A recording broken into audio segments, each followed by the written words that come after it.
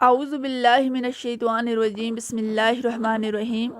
ناظرین گرامی، نبی اکرم صلی اللہ علیہ وآلہ وسلم کا ارشاد ہے کہ عورتوں سے ہمیشہ اچھے اخلاق سے پیش آیا کرو، کیونکہ عورتیں مرد کی ٹیڑھی پسلی سے پیدا کی گئی ہیں، اس لیے تم ان کو سیدھا نہیں کر سکتے۔ اگر ان کو سیدھا کرنے کی کوشش کرو گے تو تم اپنے گھروں کو توڑ لو گے۔ اگر تم عورت کو اس کی حالت پر چھوڑ دو گے تو ظاہر ہے وہ ایسے ہی رہے گی۔ حضرت محمد صلی اللہ علیہ وسلم نے فرمایا کہ میری تم کو نصیحت ہے کہ تم عورت کے ٹیڑھے پن کو سمجھ کر اس کی قدر و قیمت کرو۔ اگر عورت کا ٹیڑھا پن حد سے بڑھنے لگے تو اس کی اصلاح کرو۔ نبی پاک صلی اللہ علیہ وسلم نے فرمایا کہ عورت ٹیڑھی پسلی سے پیدا کی گئی ہے، ہر عورت میں ٹیڑھا پن ضرور ہوتا ہے۔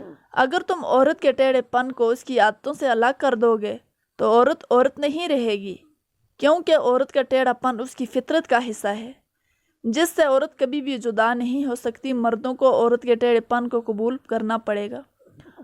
عورت ٹیڑھی پسلی سے پیدا کی گئی ہے، اس سے مراد یہ نہیں کہ بچہ جب ماں باپ سے پیدا ہوتا ہے، لیکن اس سے مراد یہ ہے کہ عورت کی فطرت میں ٹیڑھا پن پایا جاتا ہے جو عورت میں الگ نہیں ہو سکتا۔ قرآن پاک میں اللہ تعالیٰ کا ارشاد ہے، انسان جلد بازی سے پیدا کیا گیا ہے، جس سے مراد یہ نہیں کہ جلد بازی کے مواد سے انسان پیدا ہوا ہے، اس سے مراد یہ ہے کہ انسان کی فطرت میں جلد بازی کا مادہ ہے۔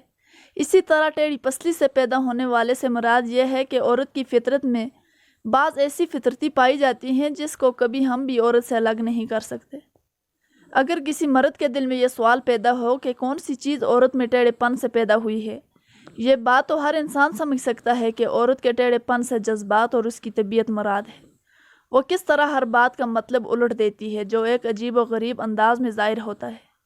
جس طرح فطرت نے مرد کی عقل کو غالب اور جذبات کو مغلوب رکھا ہے، عورت میں یہ سب باتیں الٹ ہیں، یہی ان میں فطرتی ٹیڑھا پن ہے۔ حضرت محمد صلی اللہ علیہ وسلم عورت کو ٹیڑھی پسلی کی پیداوار قرار دے کر فرماتے ہیں کہ یہ ٹیڑھا پن سب نازل کمال کا ہے۔ یہاں یہ سوال پیدا ہوتا ہے کہ عورت کے اندر یہ ٹیڑھا پن کیوں رکھا گیا ہے؟ قرآن پاک میں عورت کے ٹیڑھے پن کے بارے میں یوں بیان کیا گیا ہے کہ خدا نے تمہارے ہی جنس سے تمہاری بیویاں بنائی ہیں تاکہ تم ان سے دل کی سکونیت حاصل کر سکو۔ اللہ تعالیٰ نے اس رشتے کو تمہارے لیے محبت اور رحمت کا ذریعہ بنایا۔ یہ وہ فطرت ہے جہاں قدرت نے عورت کے عنصر کو غلبہ دے کر مرد کی جنسی محبت، فطرتی محبت اور سکون کا ذریعہ بنایا ہے۔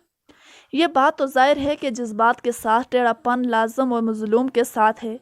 یہاں عقل ایک قدرتی طور پر سیدھے راستے پر چلتے ہوئے وہاں اس میں ٹیڑھا پن بھی شامل کر دیا ہے، جس کے بغیر جذبات کی نزاکت اور باغبان کا قدر ناممکن ہے۔ رسول اللہ صلی اللہ علیہ وسلم کا یہ کلام ایک عظیم الشان حکمت اور فلسفہ کا حامل ہے، اس کی مثال کسی دوسری جگہ نہیں پائی جاتی۔ یہاں یہ بات ہمارے ذہن میں آتی ہے کہ اللہ تعالیٰ نے عورت کو مٹی سے پیدا کیوں نہیں کیا، عورت کو مرد کی پسلی سے کیوں پیدا کیا گیا ہے؟ اس کا جواب یہ ہے کہ اللہ تعالیٰ نے عورت کو مرد کی پسلی سے بنا کر مرد کو حکمت کا اشارہ دیا کہ میں عورت کو فرشتوں کی لائی ہوئی مٹی سے پیدا نہیں کیا ہے، میں عورت کو مرد کے جسم سے اس لیے پیدا کیا ہے کہ عورت کو تقدس اور پردہ قائم رہے اور فرشتوں کو خبر نہ ہو کہ زمین کی لائی ہوئی مٹی سے عورت کو پیدا کیا۔ عورت کو فرشتوں سے بھی پردہ دیا گیا ہے۔ پہلی عورت اس مرد کی پسلی سے نکلی جس کی وہ منہوہ کہلائے۔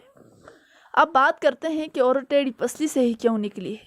کیا عورت کو ٹیڑھا پن اسی سے ملا ہے؟ یہاں بات بھی حکمت سے خالی نہیں ہے۔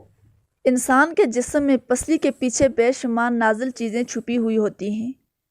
یہ کہا جاتا ہے کہ یہاں پسلی ان سب کی ڈھال بنی ہوئی ہے۔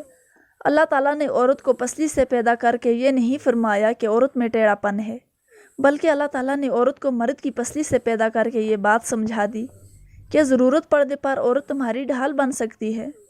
جس طرح پسلیاں پیٹ کے اندر سب چیزوں کی ڈھال ہوتی ہیں، عورت کو بائیں پسلی سے پیدا کر کے یہ بھی ثابت کر دیا گیا کہ عورت مرد کی ڈھال بن سکتی ہے، عورت مرد کے دل پر راج بھی کر سکتی ہے۔ اس لیے آپ کو چاہے کہ عورت کے ٹیڑھے پن سے نہیں بلکہ اسے پیار و محبت سے سمجھا کر اس کے ساتھ زندگی بسر کرے تاکہ وہ مشکل وقت میں آپ کے لیے ڈھال بن سکے۔ بیوی اور شوہر ایک دوسرے کا لباس ہیں اور دونوں کو چاہے کہ وہ ایک دوسرے کا لباس بنے رہے۔ نبی کریم صلی اللہ علیہ وسلم نے عورت کو مارنے اور گالی گلوچ کرنے سے بھی سخت منع فرمایا ہے کہ تم میں سے کوئی اپنی بیوی کو اس طرح نہ مارنے لگے جس طرح غلام پر ظلم کیا جاتا ہے۔ پھر دوسرے دن جنسی خواہشات کو پورا کرنے کے لیے اس کے پاس پہنچ جائے۔ ایک بار کسی نے حضرت محمد صلی اللہ علیہ وسلم سے عورتوں کے حقوق کے بارے میں کسی نے دریافت کیا تو نبی پاک صلی اللہ علیہ وسلم نے فرمایا کہ جو کچھ اپنے لیے پسند کرتے ہو وہی تم اپنی عورتوں کے لیے پسند کرو۔ عورت کو مت مارو، نہ اس کو گالی گلوچ کرو اور نہ ہی اس کو دکھ دے کر جدا ہو جاؤ۔ اگر ایسا موقع آ بھی جائے تو برداشت کر لیا کرو۔ نبی پاک صلی اللہ علیہ وسلم نے ہاتھ اٹھانے سے منع فرمایا ہے۔ اپنی بیوی کو مارنے والے اچھے لوگ نہیں ہوتے۔ نبی کریم صلی اللہ علیہ وسلم نے کبھی بھی اپنی بیویوں پر ہاتھ نہیں اٹھایا۔ پیارے آقا صلی اللہ علیہ وسلم نے بیویوں کے ساتھ ہمیشہ اچھے طریقے سے پیش آنے کا حکم دیا ہے، بلکہ اگر تمہاری بیوی سے کوئی غلطی سرزد ہو جاتی ہے تو اسے برداشت کرنے کی تاکید فرمائی ہے۔ حضرت محمد صلی اللہ علیہ وسلم نے فرمایا کہ کوئی مرد کسی عورت کو اس لیے مابوس نہ رکھے کہ اسے یہ عادت ناگوار گزرتی ہے۔ ممکن ہے کہ اس کی ایک عادت ناپسند ہے تو اس کی کوئی اور عادت پسند آ جائے۔ ان سب روایات سے معلوم ہے کہ نبی پاک صلی اللہ علیہ وسلم نے ہماری عورتوں کے ساتھ اچھا سلوک کرنے کا حکم دیا ہے، عورت پر مشکلات ڈالنے سے منع فرمایا ہے، اس کے ساتھ نرمی سے پیش آنے کا حکم دیا ہے۔ نبی پاک صلی اللہ علیہ وسلم نے عورت کے حقوق پورے کرنے کا حکم دیا ہے، چاہے وہ بیوی کے روپ میں ہو، چاہے وہ بہن یا بیٹی کے روپ میں ہو۔ عورت کے حقوق کا ہمیشہ خیال رکھنے کا حکم دیا ہے، عورت کی دیکھ بھال کرنے کو جنت کا وسیلہ فرمایا ہے۔ اللہ تعالیٰ سے دعا ہے کہ اللہ تعالیٰ ہم سب کو عورتوں کے حقوق پورا کرنے کے توفیق عطا فرمائے، آمین ثم آمین۔ تو ناظرین گرامی، اگر ویڈیو پسند آئی ہے تو ویڈیو کو لائک کریں اور چینل کو سبسکرائب کریں۔